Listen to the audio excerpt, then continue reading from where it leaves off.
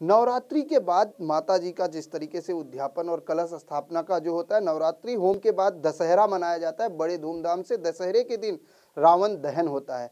ऐसे में अगर हम बात करें तो रावण दहन को लेकर जिस तरीके से कहा जाता है, विजयदशमी भी कहा जाता है, विजयदशमी के दिन ही रावण का दहन होता है। हमारे साथ मौजूद हैं उत्तर भारतीय विश्व महासंघ के अध्यक्ष योगेश पांडे जी। उनसे जानते हैं कि क्या कहना चाहेंगे, क्योंकि खोतवाड़ी में आप लोग कई सालों से जो है रावण दहन करते हो। सबसे पहले जानना चाहेंगे इस रावण दहन की शुरुआत कहाँ से हुई?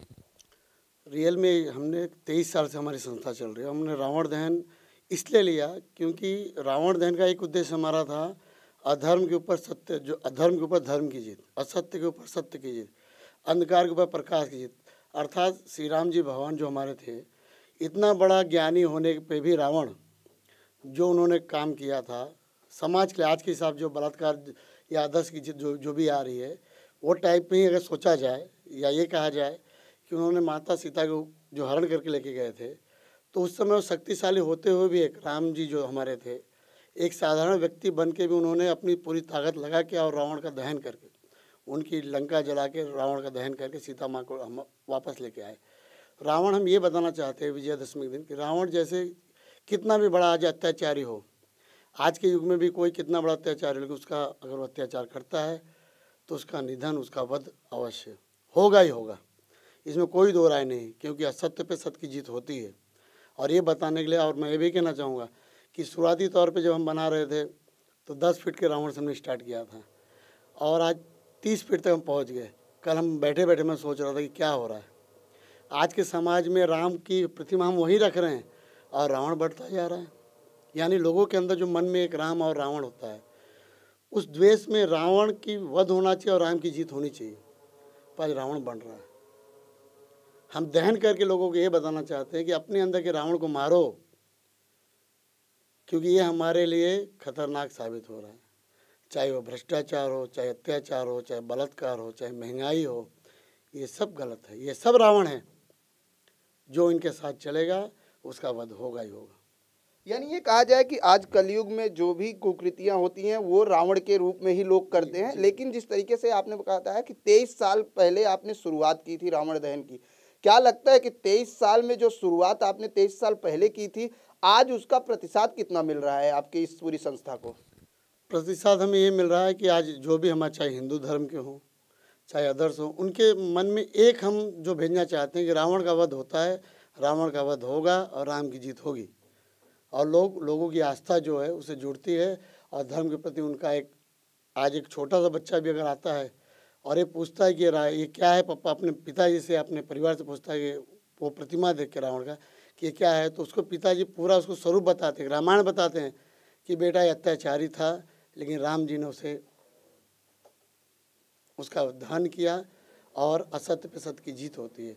तो आज हम अपनी परिभाषा के रूप में ये कहना चाहूँगा, हमारी संस्था ने आज तक ये कहना चाहा कि अत्याचार का वध होगा और लोगों में यही हम पैगाम देते हैं कि अपने अंदर के राम को बढ़ाइए और रावण जो है उसे खत्म कीजिए।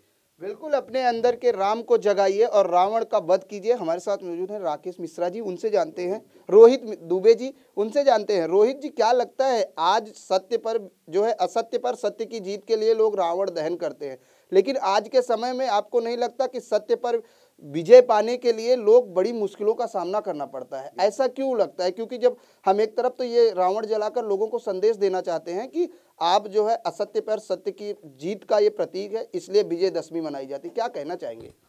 मेरा कहना यही है कि जो लोग इस समय बुराइयां और बुरे से बुरे कर्म हो रहे हैं, देखिए हमारे हिंदू धर्म में अभी कई बाबाएं ऐसा गलत बातें आ रही हैं, तो ये सब क्या है? ये गलत ही है। इसी गलत को हम लोगों को ये दिखाना चाहते हैं इस रावण दहन से कि भाई कुछ तो सोचो समझो। इतने सालों पहले जो ब्राह्मण रावण था, एक बहुत अच्छा ज्ञानी था, लेकिन फिर भी उसको ये भ्रम हुआ कि मैं सबसे ऊंचा हूँ। उसमें उसने सीता माँ का हरण किया और उसने ये गलत काम किया, जिसकी वजह से वो उसको ये हुआ, उसका मरना हुआ। तो ये आज हम दुनिया को यही संदेश देना चाहते हैं कि फ़िलहाल आप ये सोचिए कि हम कितनी अच्छाई कर सकते हैं। हम राम के रास्ते पे क्यों नहीं चल रहे, हम रावण के रास्ते पे क्यों चलें? तो हम ये संदेश देना है कि हम राम के रास्ते पे चलें। हम राम के रास्ते पर चले, जिसको लेकर खोतवाड़ी में रावण दहन का आयोजन किया जाता है। लेकिन ये भी कहा जाता है कि दिवाली इसलिए मनाई जाती है कि रामचंद्र जी उसी दिन रावण का वध किए थे। आज हम जिस तरीके से रावण दशहरे की बात करें तो इस बार दशहरे में क्या कुछ खास देखने को मिलेगा खोतवाड़ी की जनता को? खास तो फिलहाल तो हमारा एक ही विचार होता है, रावण दहन। रंगारंग कार्यक्रम उसमें होता है और जो हमारे माननीय अतिथिगण हैं उनका हम सम्मान करते हैं और अपने मंच के द्वारा एक उद्देश्य और एक भेजते हैं हम संदेश कि रावण दहन में आप लोग राम के मार्ग पे चलिए, रावण का दहन कीजिए और अपने आत्मा से इस रावण को हटाइए। और दूसरी चीज़, जैसा भी आपने रोहित जी से पूछा कि राम आपने पूछा भी रोहित जी से, तो सत्य पे चलना, यानी हम पहले से कहते हैं सत्य पे चलना नहीं, तलवार की धार पे चलना होता है। तो तुलसी जो हमारे जो गोस्वामी तुलसीदास जी ने एक ही शब्द में रामायण में लिख दिया, यही सठ आवत अति कठिनाई, राम कृपा बिन आई न जाए। अच्छे कर्म करने चलोगे तो आपको कठिनाई आएगी, लेकिन जो सोना होता है वही तपता है और उसमें ही तेज आती है। तो इसलिए अच्छे कर्म को करना है हमें और बुरे कर्म को त्यागना है। यही विजयदशमी के दिन हम उत्तर भारतीय महासंघ से अपने द्वारा लोगों को संदेश देते हैं कि अच्छे कर्म कीजिए, बुरे का त्याग कीजिए। इस बार कौन कौन मुख्य अतिथि के रूप में आपके यहाँ आ रहा है? ऐसा कौन कौन लोगों को आपने इनवाइट किया है जो लोगों के लिए एक प्रेरणादायक बनेंगे? वैसे तो हमारी जो संस्था है गैर राजनीतिक है, तो हम जो भी, चाहे भारतीय जनता पार्टी हो, कांग्रेस हो, शिवसेना हो, मनसे हो, हम इन्विटेशन कार्ड सबको देते हैं।